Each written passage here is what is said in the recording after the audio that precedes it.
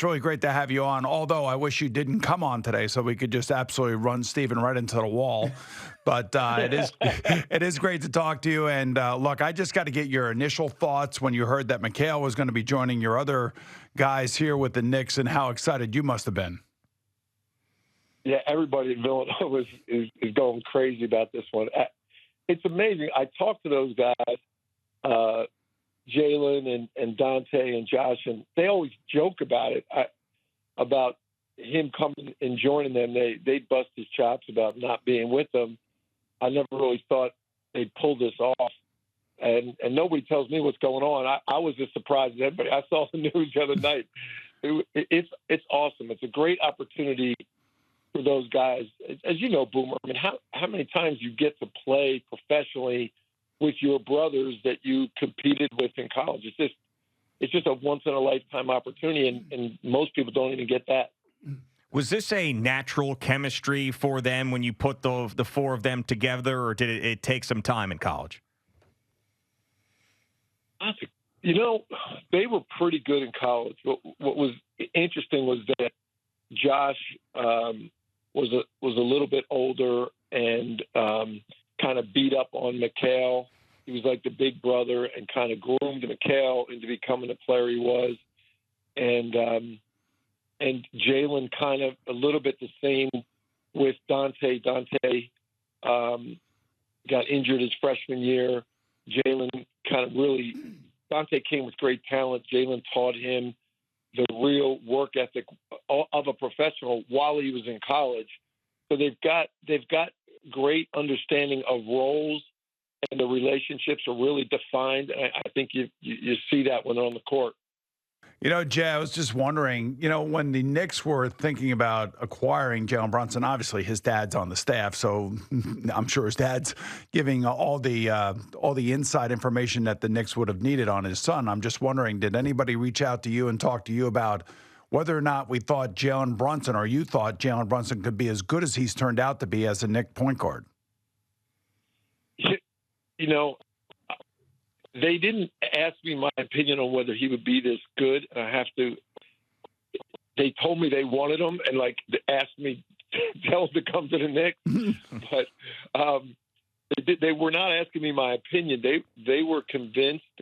And if they would have asked, I have to be honest, I thought he was in a great position in Dallas in that I thought he was going to be great with Luka because – he's smart enough to know he's got to go to a guy like that. He'll set him up. He'll get him going. He'll make him effective. But when it's needed, he can score and take over too. I thought that was perfect for him. But he really bet on himself being a team leader, and I think he knew that was Luka's team. And he really bet on himself leading a team. I know coming to New York was important to him also. And I give him a lot of credit for that decision. Man, that was a gutsy decision on his own. And I give Leon a lot of credit of recognizing that.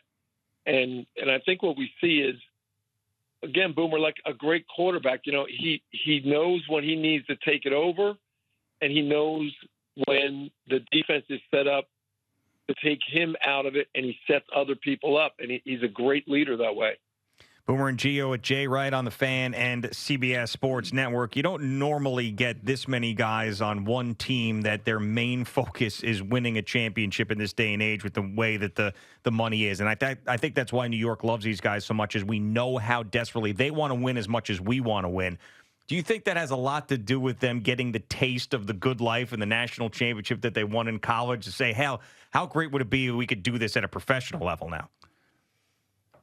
Yeah, Gio, they were, to your earlier question, they were kind of unique that way when they came into college also. A lot of guys come into college and their goal is to get to the NBA. And that, and rightfully so. But those guys all came with the idea that I want to win a championship first, and then I want to get to the NBA. I mean, they set all kinds of records in college for most consecutive Big Five wins, most consecutive Big East championships, things like that really came from them. I think it's how they were brought up, how they were taught to compete, and it's the same thing when they got to the NBA. I know when Dante was in Milwaukee, he loved being a part of that. Then he went to the Warriors, being a part of teams that had chance to win championships. And again, Dante coming to New York, Josh come to New York, same concept in their minds was we have a chance to win a championship. And it's kind of unique today in today's athletes to have that foremost in your mind. And they're really unique guys that way. You know, it's interesting. I interviewed Danny Hurley. You sound just like Danny does when Danny is describing his current UConn group of kids that he has and how they put their selfishness aside for the betterment of the team. And, you know, you guys look for those types of players. And I cannot believe, I have to say this as a Knicks fan growing up, going all the way back to 1969, Jay, for the last 20 years, the Knicks have been an unmitigated disaster, and I've never really felt this good about the Knicks since Patrick Ewing left with this group of guys that they have on the team. And what really struck me was how they played through injury through the playoffs, and this is even before Mikal got here. And the fact that Josh Hart was like an Energizer bunny, and he lives on Skittles or whatever the hell he eats. And it's remarkable that now – this is going to be interesting because he got used to playing a lot of minutes. Do you think that when they all are healthy and the minutes are decreased, is that there any unhappiness that could be associated with that? Very, very interesting point. And as you know, Boomer, I was at Hofstra back in those days when Pat Riley was here with the Knicks, and those teams reminded me of these kind of teams too, where they just had a relentless competitiveness, no matter who was injured, no matter what the situation was. They just kept coming at you. I was so impressed with that Knicks team this year in that sense. You know, every injury, and then even Anunoby going down, they just still kept coming at you. They never stopped. That's, you know, as big-time athletes, that's to be respected. But the chemistry part that you're talking about is going to be really important, and that is going to be the test. You know, somebody's going to have to come off the bench, and someone's going to have to handle that enthusiastically, not just suck it up for the team, but be smart enough to understand this is the best thing for the team, and in the end, it's the best thing for me because this team could be great because I'm enthusiastically embracing this role. And I do think of the Villanova four guys, I do think they're smart enough that however Tibbs decides to do it, I think they'll buy in, and I think they'll enthusiastically embrace it. And that it's a good challenge to have. That's when you know you've got depth and a great team. Another minute with Jay Wright on the Fan and CBS Sports Network. What was your reaction when you saw Danny Hurley turn down the Lakers job and go back to UConn? I didn't. It's one of those things, you know. I'm sure in Danny's career, you know, it's the Los Angeles Lakers. Like you gotta. You're kind of unintelligent if you don't just go listen, you know. And I'm sure Rob Pelinka told him the same thing. Just come and listen, thinking he could convince him, but. I just think Danny's an East Coast guy. I know he loves Connecticut.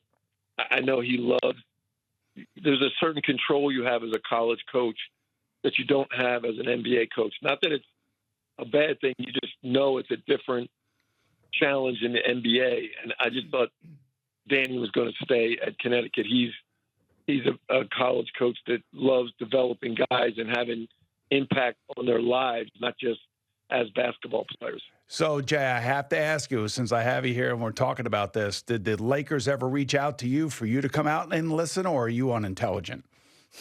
Yeah, you're good, Boomer. You're good. And you know what? I'm so old, Boomer. You know, we all know each other in this business. Yeah. And Rob Pelinka is a good friend, and so like when things are happening, we're communicating with each other way long time ago. So like anything that was coming out late that I was not involved. Rob and I talked during the season, So we're always communicating, but there was nothing going on late. Like when they were talking about if Danny doesn't go, there was nothing going on there. How do you think J.J. Redick's going to bank out? You know, I kind of compare him to Pat Riley a little bit. When Pat Riley came on and he came from the radio booth, I think he's a really intelligent guy, and I think he knows that he's got a lot to learn. And while he's learning, he's going to use his assistants. But I think he's going to develop himself into a great head coach. If he left TV to do this, that means he's committed to it. And I mean, look at what Pat Riley did, one of the greatest of all time. And I think JJ can develop himself into that kind of coach. It's going to take time, but I think he's smart and he's going to know how to navigate the early part of his career as a head coach. Hey, Jay, it was great talking to you. Thanks so much for coming on this morning. Great talking to you guys.